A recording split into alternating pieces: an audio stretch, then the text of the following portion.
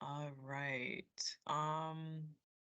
So I guess we can get started with intros while we wait for Crest to get on. And we'd like to just do intros so that for the public folks to know who our committee members are and who's speaking when we're talking. So I'll start, Princess. Russell Rayner, DDS. Peter, Peter Mason, DDS. Wayne, Wayne Seidel with DDS. Claudine, Hi, Claudine Testani, DDS. Niana, Yana Razumnaya, DDS. Gunnar, Gunnar Abrahamson, DDS. Sherry, Sherry Knightley, DDS.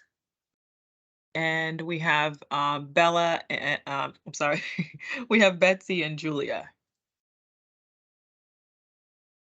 from Deloitte joining us as well today. And who else? Who we have? Sorry, I'm bidding. Hi, Shannon. Morning. Good morning. Morning. You joined us an intro, so you can just introduce yourself and then we'll begin.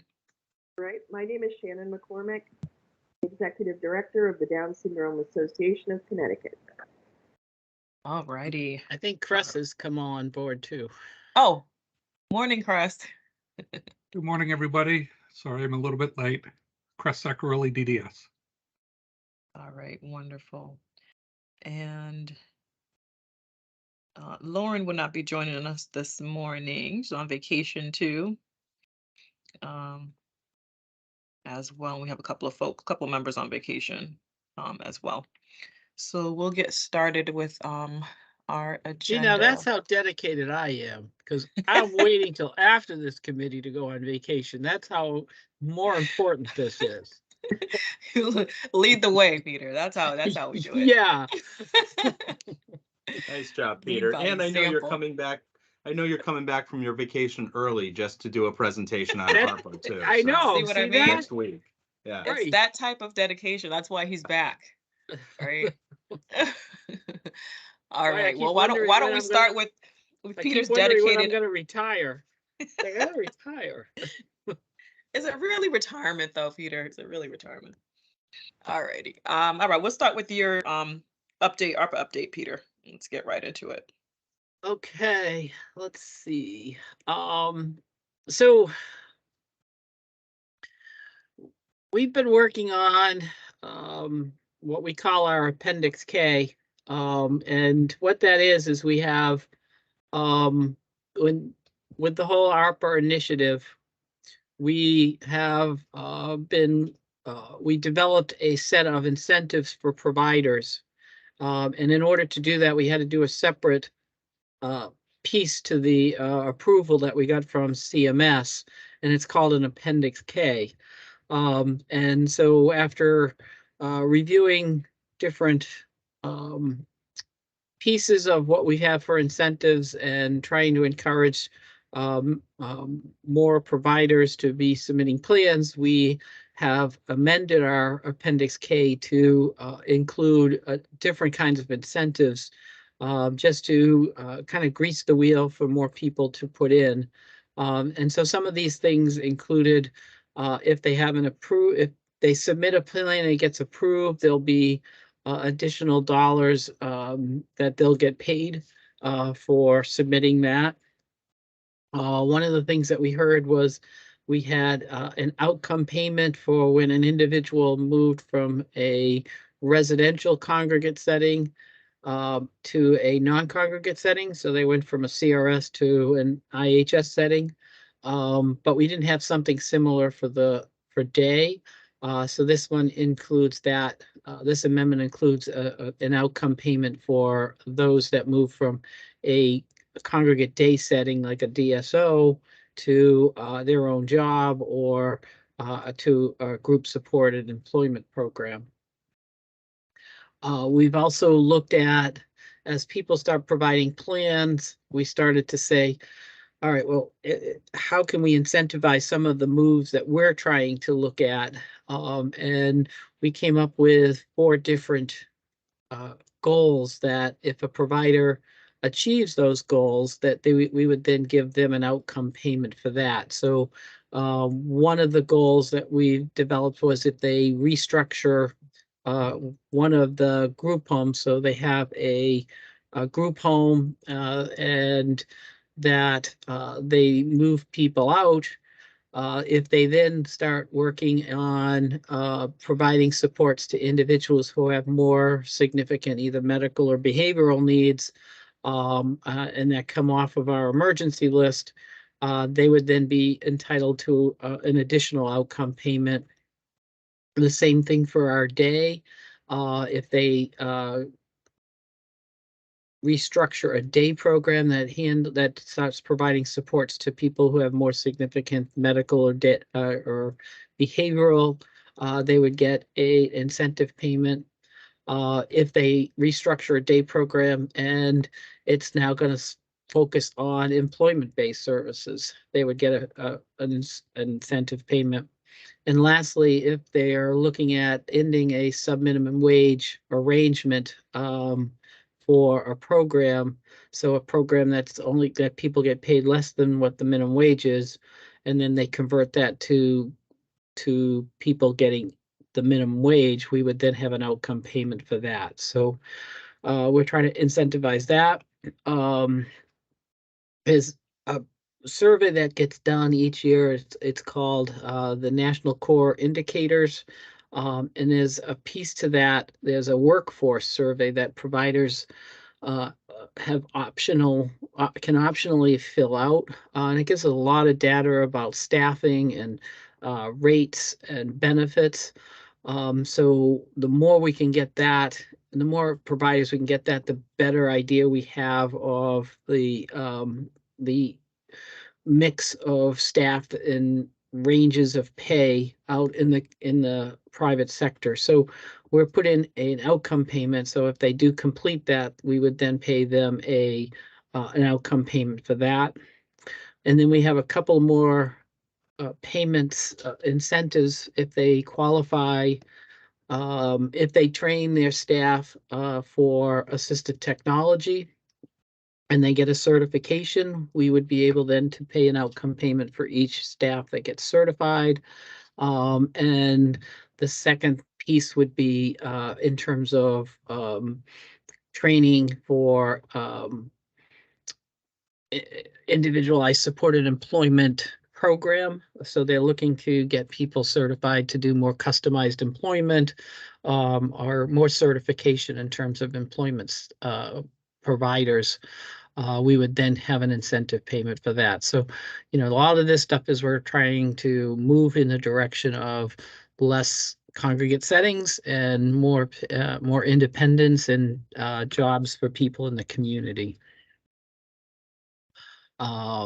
I don't know if anybody has any questions on that piece. Cress? Hi, Peter. Cress Saccarelli, DDS. This is some information that I think would be vital for resource managers to know, so that when they're talking to providers, that they know about the potential incentives. Really intrigued by the sub-minimum wage one myself. But when we're talking about focus groups and who really would benefit from hearing different things, I would suggest that this committee think about making sure that those incentives that we're talking about there get pushed out to that group. Yeah, no, and we're in this interim piece to it, and as everything that gets done with the federal government, it's not a simple process. And so the Amendment K, the Appendix K that we originally did had to go through a public comment section, then it had to go through a public hearing, and then once all that's done, then you submit it to CMS. So this amendment has to go through that same process. We didn't think it would, but CMS came back at the very last and said, no, it has to. So we're in right now we're in the public comment section, and it's once that gets finished, we'll then have a public hearing. And once that's finished, then we'll be able to submit this to CMS. So while we're touting that this is what we're proposing, we can't go out and say that these are definite yet. We have to wait for the CMS approval. So, so once it's one of these things that CMS has 90 days once we submit it. So in essence, we have to submit this by the end of the public health emergency, which is on May 11th, 13th, one of those two. So if we do it by that date and then we submit it to CMS, they have 90 days. So we could be looking at September by the time we actually are able to say to providers we can do it. It's all retro. It goes retro back to February 1st. But in the meantime, we're in this quasi place where we think it's going to be approved, but we can't say for sure it is. So we can let people know that these are what we're doing, but we can't really say that it's set in stone yet.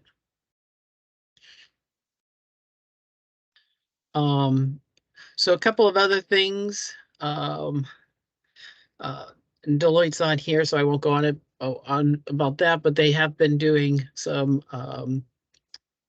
meetings with providers regarding plans. And as of today, we have 3 plans that have been submitted, which is exciting. Exciting that we're moving forward with this, but it also helps Hey, us Peter, in terms of, yeah. Deloitte is here. Yeah, no, I know. Oh, I thought you said they're not here. No, they are here. Sorry if I Okay, said that. No, sorry. no, I know they are here. So we're excited about those 3 plans that have been submitted. In particular, it also helps in terms as we go into the next phase, in that we have people who have actually used some of the forms and actually used some of the transition plans, that we can actually see, you know, are there things that need to get tweaked and stuff. So we're working through that as well. We are setting up videos, or we're in the process of filming videos, and that's why McDowell is not here today, because they're actually videoing individuals who are in different support type settings. So they're going through those videos, and once those are then completed, then we'll be able to disperse them or send them out, and so people can actually see what we're talking about when we're talking about customized employment, when we're talking about a supportive housing unit, remote supports, assistive technology. They'll see it actually in action through these videos. So we're pretty excited about that. We had a newsletter that went out to all individuals and families last week. It was our first foray into our communication out to families. We're looking to try to do that on a bi-monthly basis. So the next one to come out is supposed to be somewhere towards the end of April, beginning of May. And a couple of other things. We have our rewarding work website, which is for individuals who self-direct their resources, that if they're looking for staff, it's a way for them to advertise for those staff. And at the same time, it's a way for staff to put on their resumes and match people up for a possible match in terms of working opportunities. That was supposed to have started March 1st. There's been a delay or a snag with our IT piece. We believe that that's now been resolved, so we're looking for that to be fully up and running hopefully within a couple of weeks. We have issued a number of notice of opportunity grants for assistive technology. We have at this point 34 applications from individuals and families to increase their assistive technology equipment. We have 7 applications from providers. We just issued an employment and assistive technology grant. So we're waiting to hear from that. We're looking at having staff trained in terms of AT, assistive technology. We've already got like 34 applications. of individuals who want to increase their knowledge of assistive technology. We issued an assistive technology RFP, which is a request for proposal. What we're looking at is to have an agency or a business who would be assigned the role of providing assistive technology evaluations, so that if a family wants to have their son or daughter assessed in terms of assistive technology, there's a company that they'd be able to attach to. And there's timelines of getting it done because we're trying to do this in a quick manner. Once they do the evaluation, they then would recommend the equipment, and that equipment then would go to our planning and resource allocation teams, what we call PRAT, who would then say that they would then give approval. It would go back to that company who would then order it and install it and train the individual and the staff and the families on how to use that certifications. I mean, that AT equipment. So we're looking at doing this in order to make sure that everybody has the opportunity who wants it in terms of assistive technology. And right now, when you have an assessment, you have to find your own place to get it. And there's a number of companies that you can go to. We're trying to make it a little bit simpler for that. And then last is we issued another opportunity for supportive housing. In the past, we've done this, and it's been from those complexes that were being built from scratch. So it would start from the being built from the ground up. This one we're calling a non-project based, so they're already in existence. So we're trying to see if we can get these up and running for apartment complexes that are already up and have already been built, because that would be a lot quicker than waiting a couple years for these to be built. And right now we have 5 individuals that are 5. We have can't speak now. We've had multiple companies that have put in for this grant opportunity. So hopefully this will come to fruition. So that is my update.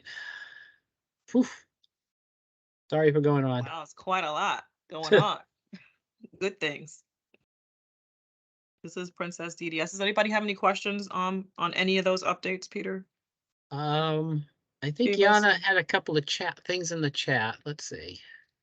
I can say it though, because Sure. I just wrote it out so that because I do a lot of advocacy for folks with autism, and I hear from families who have individuals with severe autism, high support needs, behaviors, that DDS is leaving their individuals out because these are individuals who have behaviors to the point where they cannot be in a regular workshops. They need these kind of more structured programs because they can't be in a traditional workplace, and for them, independent living is not something that's realistic. And I just don't want these folks to be left out of the equation, because we do serve some people with higher support needs, and they deserve to have services in there. They deserve to have their needs met. So it's just, we need to keep that in mind, that not everyone can benefit from all of this stuff. And Well, and I think that's why Yana, that's why the incentives we've tried to do is to those individuals who can and want to be in more individualized settings. If they then move out, and the agency then looks at restructuring to handle some of those individuals who have more significant disabilities, like the people you're talking about, that's what we're trying to incentivize, because right now it's we don't have as many opportunities out there. So that's what this is trying to do, is not only incentivize people to move into less congregate settings, but also to restructure to help provide supports to those who have more complex needs. The other concern with that sub minimum wage, not everyone can work in a competitive environment. There's some people with such severe behavioral needs, that behaviors that they just, no matter how much they tried, the competitive employment in the community is not an option for them. So we need to keep the lines open for and make money in a way. I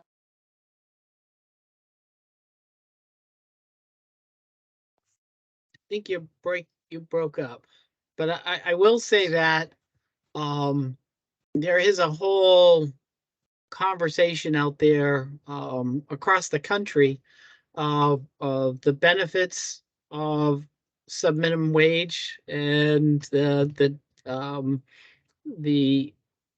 issues with it as well. And there's people on both sides of that equation. There's some that really want it and some that don't want it at all.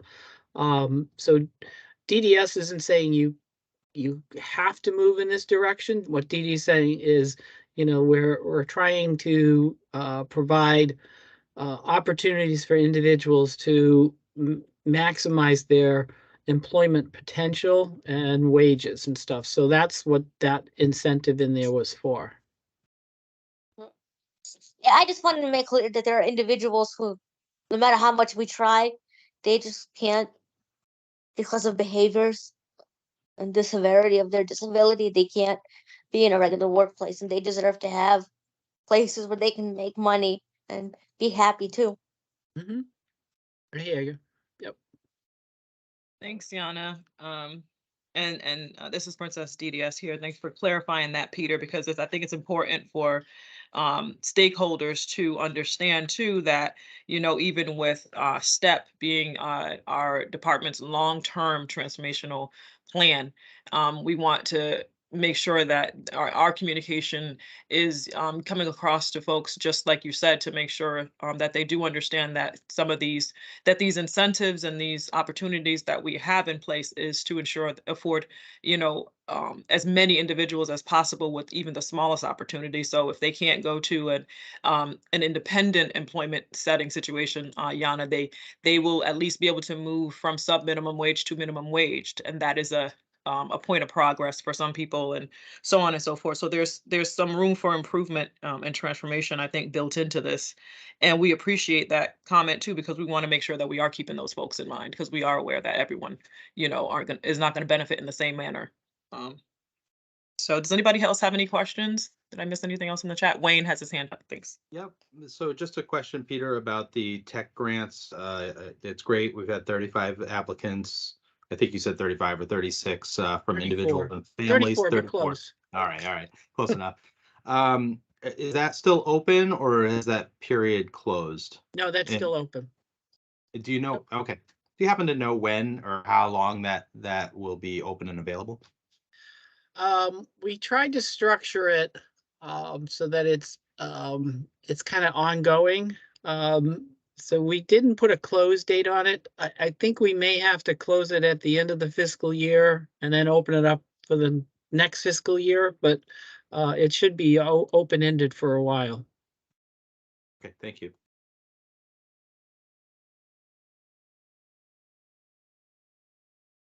Princess DDS here. Does anybody else have any questions? Nope. Okay. All right, so then we're moving right along.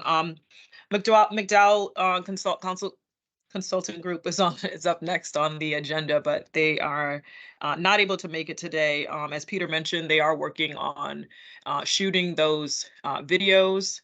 They were shooting those videos between yesterday and today. I do have some updates from McDowell to share with the committee.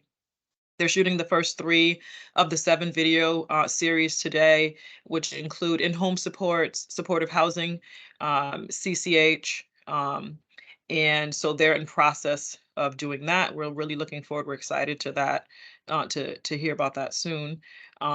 In terms of some upcoming needs from the committee, though, I wanted to point out that they are looking to provide some biweekly STEP updates. For example, just short profiles of like stakeholder and or programs who have some success stories to share. So we've been reaching out to stakeholders to see if we can find some more of those to share. Regarding transformation, use of assistive technologies, or anything pertaining to that to share as far as inspiration for other people would be very helpful. In preparation for the next edition of the newsletter, they're going to be looking, which is going to be rolling out early May. They're going to be looking for the committee's feedback and recommendations as to what we'd like to see additionally in the newsletter. And, Peter gave us quite a bit of updates, which, we'll expect to see that in there. I'm sure we'll be recommending that, these updates be included for sure. That is going to be rolling out around the first, they're going to be looking for our feedback around the first week of April. For the newsletter. So that'll be added to our action steps. So in combination with some communication things that's been happening, and I'm sorry, I'm looking down, I'm just reading from my notes. So I apologize. Just some combo happenings as far as our divisional communication efforts going on in collaboration with McDowell, who's been working with us on this too as well. We had a monthly case manager supervisor meeting, which was attended by some of our upper management as well, where I provided an ARPA update just to give some, background as to ARPA, really simplify things, cliff notes for folks that was just, provided in a way that was much more digestible, just really covered STEP, the transformation or the rebranding of STEP, talked about a little bit about ARPA, some of the efforts that's been going on. And since I was talking to case management division, just was talking about how, transformation would impact case management and case management processes. So we discussed that. We discussed some safeguards. We discussed some future planning, how that would implement or incorporate the multidisciplinary team process. We discussed what's changed as far as what's involved in ARPA and the case management role, and what's remained the same. And based on the feedback that I received, and Wayne and Cress, you can chime in too, just to share whatever feedback you guys received from management and staff as to that presentation and how it went, just so the committee kind of has an understanding of how they received it, kind of where they're at with, ARPA now and communication. So yeah, I'll just jump in real quick.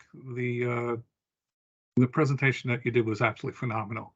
And I know you spent a lot of time developing your outline, and it really came through. Tons of feedback from executive management team at CO and managerial and directors in the regions that heard it. So I think it set the bar fairly high of what people might be expecting in the future, but it was lengthy. It wasn't a thumbnail sketch. It was a pretty in-depth review of things, but it was very, very well received and very well appreciated. Thanks, Chris. Yeah, no, Wayne site LDDS. I'll echo Chris's statements. I think it falls in line exactly with the approach that we've been discussing here at this meeting, a multi-pronged approach, one being ensuring that regional management and that case management supervisors are well informed about what's going on with ARPA so that they can answer questions, offer guidance, offer suggestions to case managers as things come up, and also be able to explain. And I think the way it was presented at our last supervisor meeting was really specific to how it affects case managers and how some of the information that they're going to need to be able to relate to be able to explain this to families when they're getting questions from families. So I think it's important that we keep that drum beating, that we keep that information flow going on a monthly level to supervisors, and in the same information, the same presentation style in some of our other opportunities. And so I think we'll be talking a little bit about that, but specific to how it was offered to supervisors, it was a kind of a different approach to how we've been offering it in the previous months. So it's great to shift it a little bit, and a lot of great feedback from that. All right, Princess DDS, thanks. Wayne, does anybody have any questions about that at all, or? No, okay. All right, so just in that presentation too, I just want you to know that we did also discuss the role of McDowell and Deloitte consultants, which was very, very helpful to folks to kind of understand that collaborative process above, and just kind of communicating to folks. And I think staff is really understanding and appreciating how overall inclusive this initiative has been and is going to be moving forward. And they're feeling supported.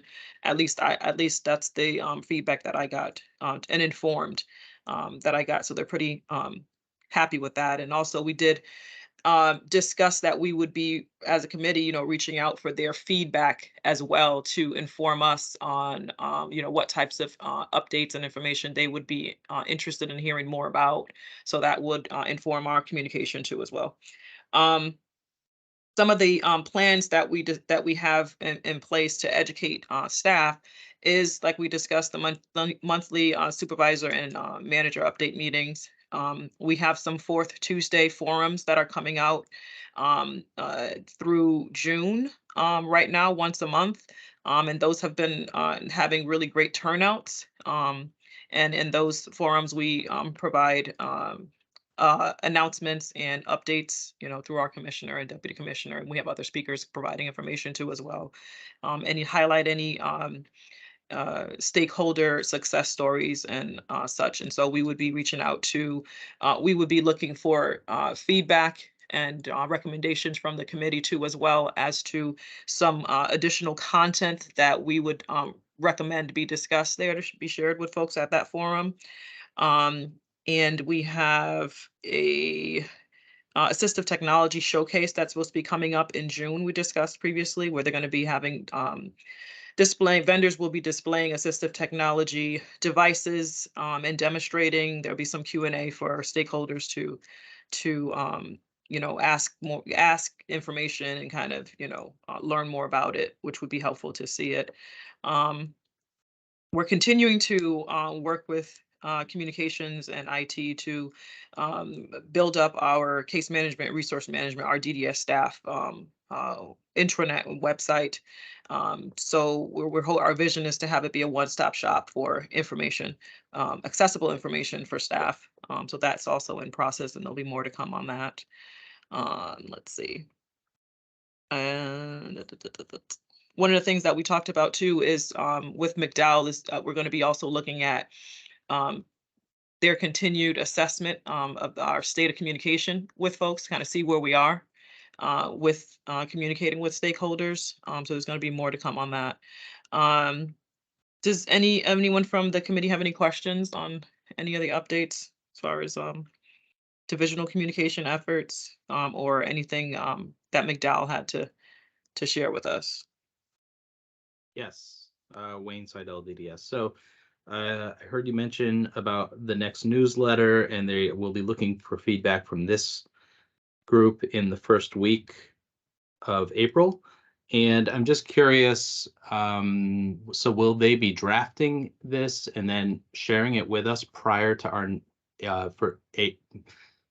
our Wednesday meeting in the first week of April, so that we have a moment to review and then offer feedback, constructive feedback? Or do you know anything about how they plan to do that? Princess from DDS here. Yes, that is the plan. We communicated that, that would be, beneficial for us to kind of see the product first, that we'll Yes. be able to be able to give a proper review and assessment and provide some feedback based on what we're seeing. They're going to be providing, and maybe add to some content in context as a committee. So yes, they will be sharing that with us. They'll be presenting that. They'll be here to present it and review it with us, and we'll be able to provide recommendations. Very good. Thank you. Anyone else? Did I miss anybody in the chat? No. Okay. All right. So if no one else has any questions, then we'll move to Deloitte. Have Deloitte as next up on the agenda. Great. Good Good morning, everyone. My name is Julia Oak from Deloitte, and we're just going to be sharing sort of a follow-up from what we talked about last meeting for the targeted education materials, just to share sort of progress and also get feedback from this group as we continue rolling forward. So to refresh memories, when we presented at the last meeting, we shared an outline of draft targeted education materials.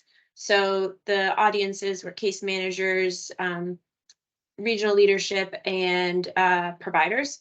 And so we talked with this group sort of potential language, messaging, things like that. And the purpose of these are really just sort of informational about STEP, and will be supplemented with an information session. So the feedback you all shared on the outlines was super helpful, and we wanted to share a draft to give you all sort of proposed look and feel of the materials and get feedback. We do, as we go through, you'll notice there are some placeholders. That's just because the transformational model is in the process of being selected. DDS is pulling in feedback from additional regional leadership. So we're continuing to move the materials forward, but just with some placeholders given those things are to be determined. Been any questions or follow-ups on sort of what the materials are or what we'll be looking at? Yes, Prince- Wayneside LDDS, what is your projected timeline for the release of these? So I can pull up our work plan, and I know we had talked about last time of you'd love these yesterday. So we are very aware of that. We're anticipating DDS to select the transformational model in the next 2 weeks. So once that's selected, we'll be able to move forward and sort of get these into more final version. Thank you. Yeah. Great. All right, so I'll sort of walk you all through the document. Feel free to chime in as you have feedback or questions, but the sort of general gist of the materials, you're looking at the version that we created specific to case managers, supervisors, and resource managers. So the first page here is just meant to be, sort of hook the reader in, high level, what is STEP, what is a transformational model, how will it help the individuals we support, and really trying to appeal to each specific stakeholder group. And feedback we got from DDS is we're working on getting some Connecticut specific photos. So we'll be reaching out to Lauren Gray on the communications team to see if there are specific photos we can pull in from Connecticut or from DDS. So first page is overview, and then after that, on the second part of the materials, we get into more detail in terms of what is the transformational model. You'll see here, this top placeholder is just describing the transformational model in a little bit more detail. How does this model support transformation? So how does the thing selected by DDS really support transformation of the system? And then this graphic is something that Peter Mason worked on to kind of demonstrate their STEP, but there's also a bunch of other ARPA incentives. So including that to sort of ground people and contextualize STEP in the bigger picture, especially for things like the AT grants, the notice of opportunities Peter was sharing, etc. And then the last page of these materials would get into what's the impact on case managers and resource managers, and giving some more detail in terms of how does this affect my day-to-day workflow, responsibilities, what may be the benefit for the different stakeholders the materials are targeted for, etc. And so we pulled out case manager placeholder here, one for resource managers. And then the final chunk would be, how can I support STEP activities when I'm talking with individuals and families, coordinating with providers, things like that. So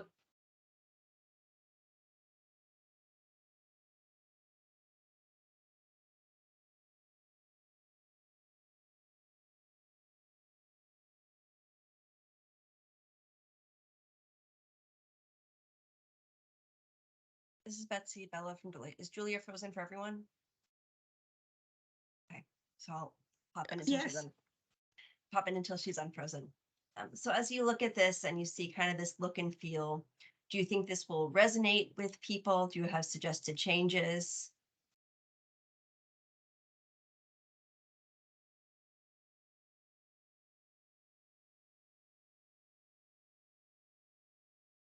I like the structure, the Wayne Side LDDS. I like the structure and the format. My first question, I think I answered it, but you can answer it too. You know, do we look at this as like a fact sheet? DDS is often has fact sheets that a case manager can have and hand out to a family and then have a conversation around the information, and then the family gets to walk away with something in hand to reference back to. Different approach here because we're sending things out directly to families. We're also providing tools to case management, resource management, and other regional staff here. And I think that that's the intent of what this is.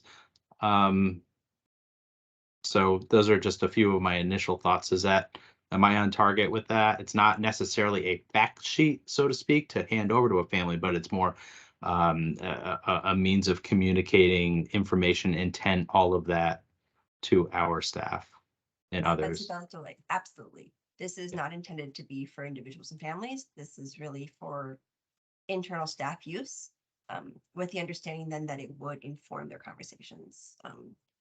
For some of the pieces that would be especially relevant and interesting to family members, something we heard in input sessions that people are interested in an FAQ that would serve as something for case managers that could be handed over to families. So that's something we're interested in developing as well. Yeah, Wayne Side LDDS, that is something that I've heard as well. So that's good that it's on your radar and that's something you're working on. Also sort of scripts. And I think the FAQ sort of fits that category, you know, so that there's some answers to some of those questions that are out there about some of these initiatives. So that's great. Princess DDS here. I agree. I think this is much needed. This was on the top of the list for the committee to have some talking points and frequently asked questions for folks. So that's right on with what we're hoping. So I'm interested to see the FAQ that you guys have in development. And so will this, as far as I was trying to read the content that was in the boxes for resource managers and for case managers too, and just was wondering how you guys are being informed for those areas. Let me pull it back up. Julia's computer rebooted unexpectedly. That's why we lost her. But in terms of how, like, where the information is coming from, so it will be based on the final transformational model that DDS is in the process of selecting. And then for kind of the text that goes into it, we will be creating it based on the conversations. And then we're looking forward to bringing that specific text to this group for review and feedback, because your input's been so valuable thus far, and you really have those insights into, you know, what's going to work for this audience. That sounds great. I think that would be helpful for us to take a look at it once you do have all that information, and so that we can review it. But I really love the layout. I like how there's a component there to engage each stakeholder. It's answering questions that people actually have, and you know, it seems laid out in a very you know, easy to follow. You know, the manner is easy to follow for me. I think it looks really good. Awesome. And if it's easy to follow when we're just flashing it up on a screen. Yeah. And Yeah, it looks really good. We will make sure that it's printable, right? Because we know some people still prefer paper. Yes. This is Princess from DDS. Does anybody else have any questions or anything to add? Any recommendations or feedback for Deloitte on this outline? I think it's going to be very, very helpful for us. So any feedback would be great.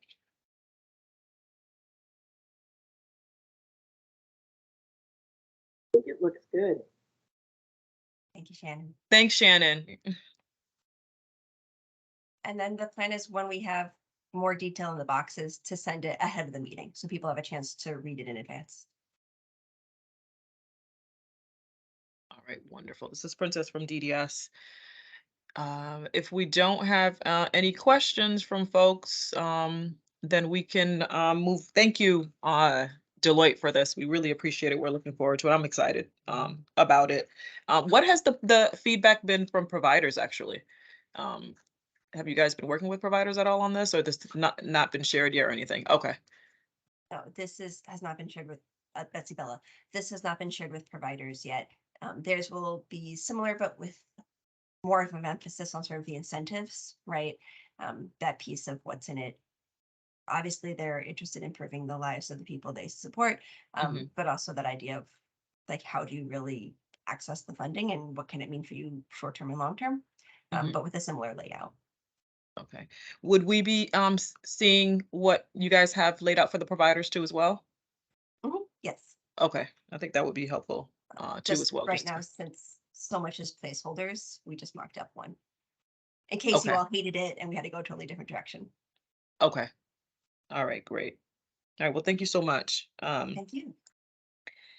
So we'll move on to action steps unless anybody has anything else they want to add or talk about, would like to see the committee follow up on, to work on. We can talk about action steps.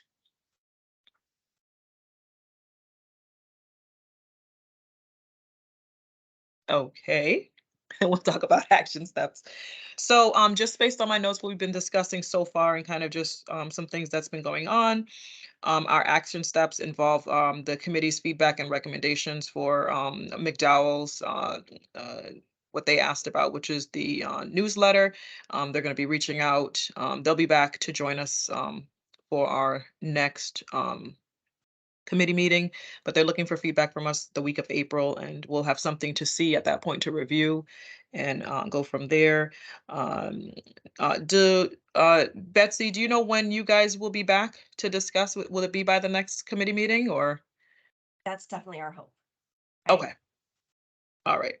So we add that to the list as well, that's going to be something that's coming out. One of the things we wanted to ask about was the stakeholder forums that are going to be coming up. They're going to be coming out through June. If the committee has any recommendations as to any content and context that they would like to see included in that, certainly send those recommendations. And if you don't have them now, you can always email Crest or myself in reply to our committee communication. You can always email us anytime with any feedback or recommendations you'd like to, or questions or any follow-up you'd like us to pursue. All right. I'm going to be following up to see if, well, let me ask, does the committee feel like they would benefit from an assistive technology presentation? Dawn DiMatteo, parent, yes. Okay. All right. So I thought that would be something good for the committee to kind of hear what the staff is here, what's being presented to the staff as far as the assistive technologies, what's coming up, exciting things, some of the things that Peter was talking about NOOs and those kind of things, to give us some context about that. So I'll see if I can coordinate a presentation, hopefully for our next committee meeting for folks, so you guys can hear about that.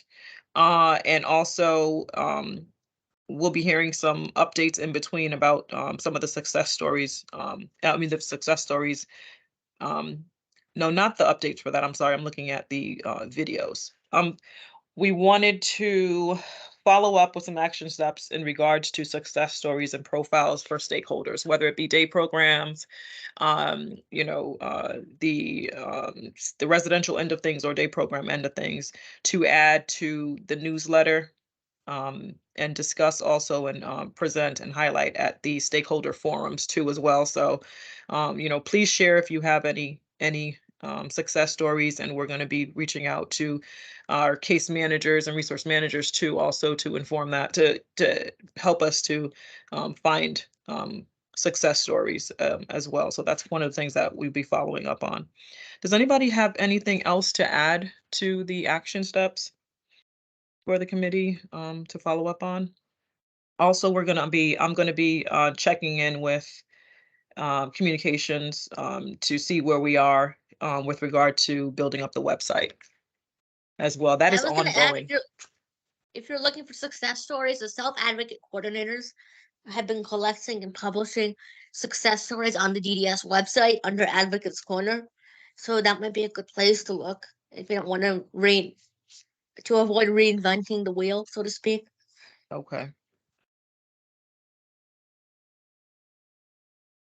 That'd be helpful, Yana. We're looking for Princess DDS here for anybody using assistive technology that's been really successful and wants to share their story and inspire others too. So that'd be great. Thank you for that. Appreciate that. All right. So we'll touch base. So if nobody has anything else to add, again, feel free to reach out. Any future topics for discussion anybody wanted to add? That's the next on the agenda. Nope. Okay. We'll pour that over into our action steps as far as future agenda items, right? So thanks everyone for participating today. Thank you for the feedback. We appreciate you, Deloitte, very much. Thank you, Peter, for the ARPA update. And with that, I guess we can close our meeting. Great. Thank you. Thank you, everyone. Take care. Thank you, Have a good everyone. afternoon. Thank you. Bye-bye. Thank you. Bye-bye. Alrighty. Thank you. Bye-bye.